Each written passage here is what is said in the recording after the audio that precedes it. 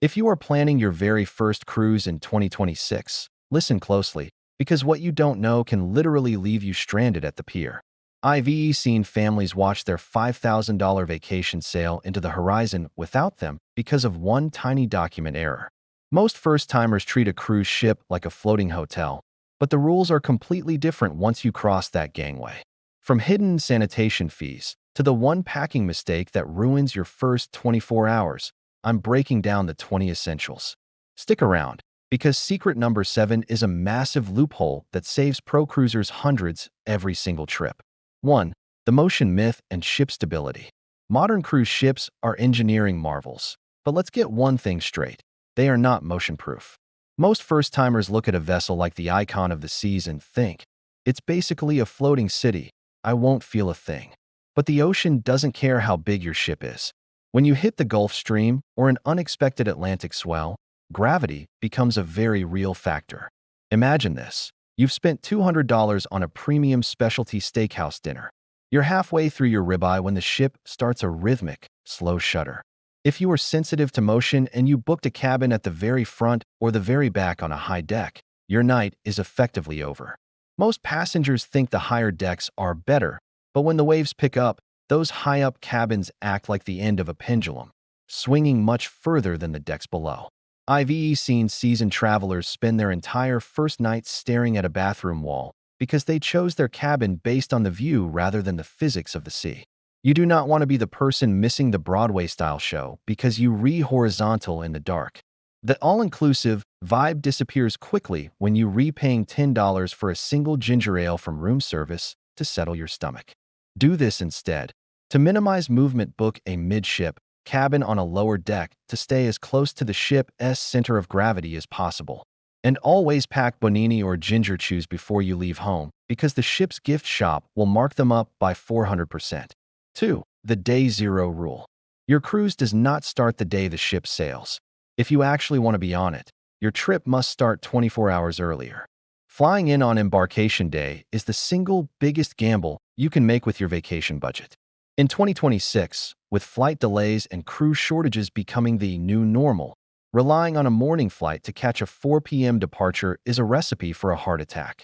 I once witnessed a family in the Miami airport at 2:30 p.m., literally begging an airline agent to find their luggage so they could race to the port. Their flight had been delayed by a simple afternoon thunderstorm. They finally made it to the terminal at 3:15 p.m., only to find the security gates locked and the gangway being pulled up. Here is the cold, hard truth. They all aboard. Time is usually 90 minutes to 2 hours before the ship actually sails.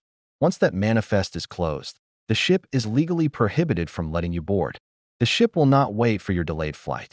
If you miss the boat, you are responsible for the thousands of dollars it costs to fly yourself to the next port of call. And that's assuming the local laws in places like Mexico or the Bahamas even allow you to join the cruise mid-itinerary. Do this instead. Always fly into your departure city at least one full day early and book a hotel with a port shuttle. This creates a vital safety buffer for delays and ensures you start your vacation with a relaxed breakfast instead of a frantic sprint through an airport terminal. 3. The invisible final bill. The price you saw on the website when you clicked Book Now is a lie, or at least, it's not the whole truth. Every major line like Carnival, Royal Caribbean, and NCL adds a mandatory daily charge that most first-timers completely overlook until the very last morning of the trip. Imagine it's your final night. You've had an amazing time, but then you check the cruise app to see your balance.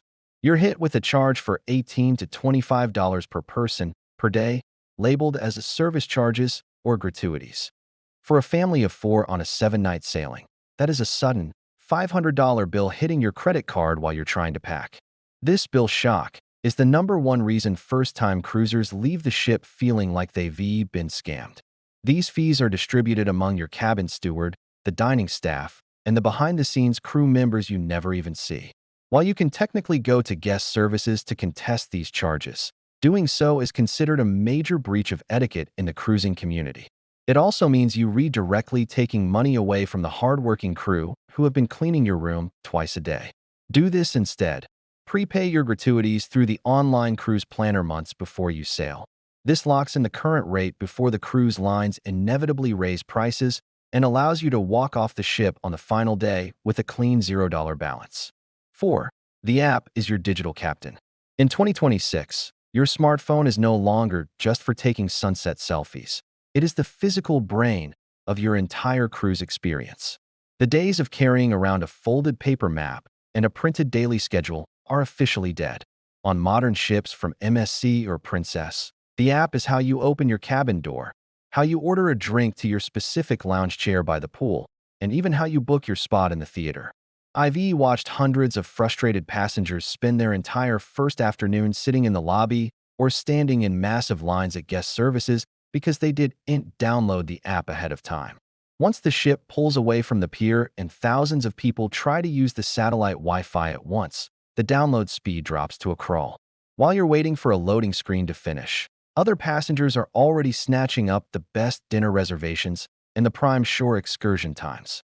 By the time you finally get logged in, every specialty restaurant says sold out, and the escape room, or North Star, experience is booked for the entire week. You're essentially playing a game of musical chairs, and the music stops the second you board. Do this instead. Download the official Cruise Line app and complete your full online check-in exactly 30 days before sailing, so you can secure the earliest possible boarding window and have your dinner reservations locked in before you even leave your house. Continuing with this depth for all 20s would result in the final target word count. Please let me know if you would like me to continue expanding the next set of S. Continuing the deep dive into your cruise blueprint, here are S5 through 8 expanded into polished, high-retention script pros. 5. The carry-on strategy. Do not trust the ship's porters with your first 6 hours of vacation. Most first-timers are so eager to get rid of their heavy suitcases at the terminal that they hand over everything except their wallet and phone. While it feels great to be hands-free, you are essentially entering a state of limbo. Your checked luggage has to be scanned by security, sorted by deck, and hand-delivered to your door, a process that often takes until 8 p.m. or later. Imagine boarding a massive ship in Miami. The sun is blazing at 90 degrees, the pool is open, and everyone is laughing in the hot tub. But there you are, stuck in the heavy travel jeans and sneakers you wore on the plane because your swimsuit is buried in a suitcase at the bottom of a luggage cart. I've seen parents practically in tears because their toddler's favorite toy or specific brand of formula was in the checked bag, leaving them stranded in a crowded buffet with a screaming child and no supplies. If you don't pack a strategic carry-on, you are effectively homeless on the ship for the first half of your first day. You can't shower, you can't swim, and you can't even freshen up for that first sail-away photo. Do this instead. Pack a Day 1 backpack containing your swimsuit, sunscreen, essential medications, and a change of clothes. This allows you to head straight to the pool or a public shower and start your vacation the second you step on board, while everyone else is wandering the halls looking for their bags. 6. The magnet secret. Your cruise cabin is going to feel like a luxury shoebox, but there is a hidden feature that 90% of first-timers never notice. The walls are made of metal. Because of strict maritime fire codes, ships are built with steel partitions, meaning your entire room is essentially one giant refrigerator door. Pro cruisers know that if you aren't using your walls for storage, you are wasting half of your cabin's square footage. Without this trick, a standard room for 2 or a family of 4 becomes a disaster zone within 24 hours. Lanyards, shore excursion tickets, daily planners, and wet sun hats will cover every square inch of the tiny desk. I've seen families spend 30 minutes every single morning just digging through piles of paper trying to find their room keys. It creates a clutter claustrophobia that makes the cabin feel half its actual size. Furthermore, there is nowhere to hang wet swimsuits except for a tiny, retractable string in the shower that fits exactly one bikini. If you have 4 people's worth of gear, your room will quickly start to smell like a damp locker room. Do this instead. Purchase a set of heavy-duty magnetic hooks, rated for at least 25 pounds. Before you sail, you can stick them to the walls or ceiling to hang bags. Hats and lanyards, keeping your surfaces clear and your sanity intact. 7. The airplane mode trap. The most expensive mistake you can make on a cruise happens the moment the ship pulls 10 miles away from land. Your phone will automatically try to connect to a network called cellular at sea. This is a satellite-based service that is not covered by your land-based international plan, and the roaming rates are predatory. I am talking $15 per megabyte of data and several dollars per minute for a simple phone call. I once talked to a cruiser who left their phone in their pocket while they used the ship's pool. Their apps were updating in the background, and by the time they sat down for dinner, they had an email from their carrier warning them of a $700 data overage. The cruise line cannot help you with this bill, and your phone company rarely waives these satellite maritime charges. Most people think, I'll just turn off my data. But if a single text message or a background notification pings that satellite, the meter starts running. In 2026, with phones being more data hungry than ever, this is the ultimate hidden cost trap. Do this instead. Turn your phone to airplane mode. The very second you see the shoreline start to disappear, and only then re-enable your Wi-Fi to connect to the ship's app or internet package. 8. The buffet law.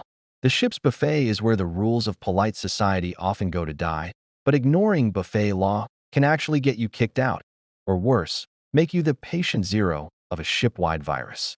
In 2026, cruise lines are more aggressive than ever about sanitation. If a crew member catches you breaking the hygiene rules, they won't just give you a dirty look. They will stop the entire line to sanitize the area. The biggest no-no is the refillable bottle. I've seen passengers take their used, personal water bottle and press it directly against the water or juice dispenser nozzle. It's a fast-track way to spread germs to 4,000 people. Another major mistake? Reusing your plate for a second round.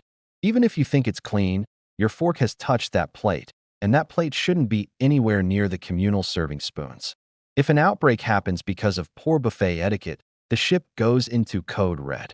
That means no more self-service, massive lines for every meal, and the closure of the self-service ice cream machines. You don't want to be the person who ruins the soft serve for everyone else. Do this instead.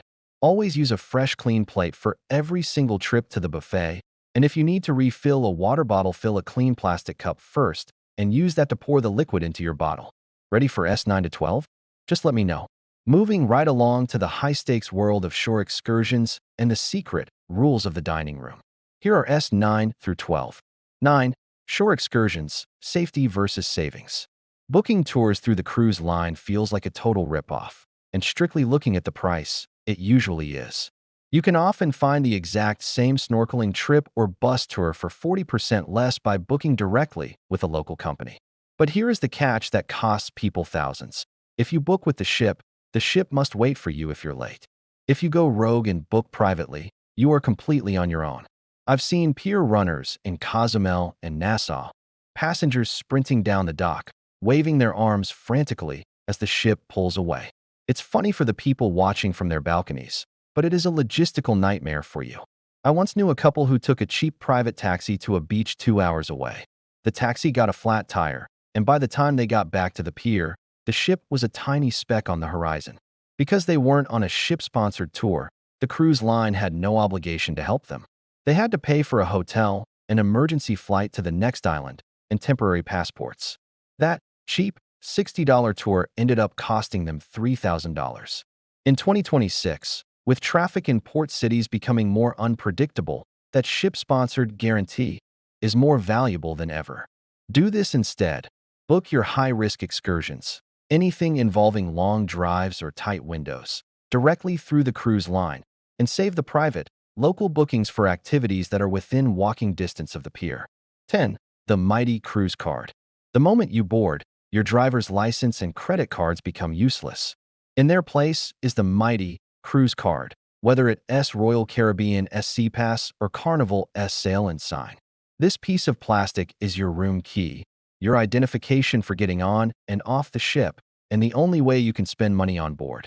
If you lose this card, your vacation essentially hits a brick wall. Imagine you're at a crowded poolside bar. You set your card down for just a second to grab your tropical drink, and it either gets swiped or slides behind a lounge chair. Suddenly, you can't get into your cabin to change for dinner. You can't even buy a bottle of water. You are forced to spend your precious vacation time standing in a 40-minute line at guest services with other frustrated people just to get a replacement. Even worse, if you lose that card in port, you might find yourself stuck on land while the ship prepares to sail. Security scans that card every time you cross the gangway. Without it, they have to manually verify your identity, which is a slow, stressful process you want to avoid. Do this instead. Bring a lanyard or a phone case card holder to keep your cruise card physically attached to your body at all times. It might look a little touristy, but it beats losing your ability to function on the ship. 11. Document redundancy. Digital is not enough. We live in a digital world, but a cruise ship in 2026 is the one place where old school, paper is your best friend. Relying 100% on your phone for your boarding pass, your health forms, or your passport photos is a massive risk. I've seen total chaos at the terminal when the port's Wi-Fi goes down and 3,000 people can pull up their digital QR codes. Picture this. You're standing in a hot terminal in a foreign country. You've been traveling for 10 hours, and your phone battery is at 4%. The customs officer is demanding to see your return flight information or your proof of insurance, and your phone suddenly decides to update its software. You are now that person, the one holding up the entire line, getting glares from hundreds of people while you frantically look for a charging port. If your phone dies, gets stolen, or simply refuses to connect to the local network, you are effectively invisible to the system. You could be denied boarding or held in secondary screening for hours while the rest of your group is already sipping cocktails on the Lido deck. Do this instead. Print a physical travel folder containing your boarding pass, a color copy of your passport, and your insurance info. Keep it in your carry-on so you have a foolproof backup that never needs a battery or a Wi-Fi signal. 12. The main dining room hack. Most first-timers treat the main dining room like a standard restaurant on land. They look at the menu, pick one appetizer, one entree, and one dessert. They think that if they want something else, they have to pay for a premium specialty restaurant like the steakhouse or the Italian bistro. This is the biggest misconception in cruising. The main dining room is actually an all-you-can-eat, fine dining experience. I've seen people leave dinner still a little hungry because they didn't want to be difficult by asking for more. But here is the pro secret. You can order 2 appetizers. You can order 3 different entrees just to try them. You can order every single dessert on the menu if you're feeling bold. It is all included in the price you already paid. If you order the sea base and realize you'd rather have the prime rib, your waiter will happily bring it to you. The kitchen is designed for volume, and the staff wants you to be satisfied. If you aren't taking advantage of this, you're essentially leaving money on the table, money that you spent on your cruise fare. Do this instead. Don't be afraid to order family style for the table. Tell your waiter you'd like to try 3 different appetizers for everyone to share, and you'll get to experience the full culinary range of the ship without spending a dime extra. Ready for S13 to 16? We're getting into the technical stuff and the naughty water bottle rules next. Here are S13 through 16, expanded with the urgent, insider-focused pros required to keep your viewers watching. 13. Power strip prohibitions. Your cruise cabin probably has fewer outlets than a 1990s motel room. But if you try to fix that with a standard home power strip, you're in for a rude awakening at security. Most first-timers pack their favorite surge-protected power strip from home so they can charge their phones, watches, and tablets all at once. But here is the catch. Surge protectors are a massive fire hazard on a ship's electrical grid, and bringing one is a one-way ticket to the naughty cupboard. I've seen passengers get to their cabin only to find a yellow slip of paper waiting for them. Their luggage was flagged, their power strip was confiscated by the master-at-arms, and they had to walk down to deck 1 to reclaim their suitcase, minus their charger. Now, instead of relaxing, you're stuck in a family argument over who gets the one single outlet by the desk. In 2026, with every guest carrying 3 or 4 rechargeable devices, having only one plug for a family of 4 is enough to ruin the mood before you've even unpacked. If you try to hide it, the cabin steward is trained to look for unapproved electronics. If they see that prohibited strip, they are legally required to unplug it and report it. You'll spend your whole trip rotating devices like a part-time job. Do this instead. Purchase a non-surge protected power cube or a multi-USB charging hub specifically labeled as cruise approved to safely expand your outlets without violating maritime law. 14. The aft-facing secret. When the ship pulls away from the pier, 90% of the passengers rush to the very front or the top deck rails to watch the departure. They're fighting for elbow room, shouting over the loud music, and getting blasted by the wind. But pro cruisers know that the most iconic, peaceful, and panoramic view on the entire ship is actually at the very back, the aft. Imagine sitting on a quiet public deck at the stern of the ship. Instead of the chaotic noise of the pool deck, you're watching the massive wake of the ship, that bright white trail of churning water that stretches for miles toward the horizon. It is the most hypnotic, Instagrammable view in existence. And yet, these aft-facing public decks are almost always deserted during sail away. Most first-timers assume the back of the ship is loud or vibrates too much, but on modern 2026 vessels, the engine tech is so smooth you'll barely feel a hum. If you stay stuck in the forward crowd, you're missing the actual scale of the ocean. The view from the front is just blue water. The view from the back is the story of where you've been, framed by the sunset and a disappearing coastline. Do this instead. Locate the public decks or the secret stairwells at the very back of the ship on your first afternoon. They provide a 180-degree view of the sea that is perfect for a quiet cocktail, while everyone else is fighting for a spot at the bow. 15. Soft drinks and the naughty.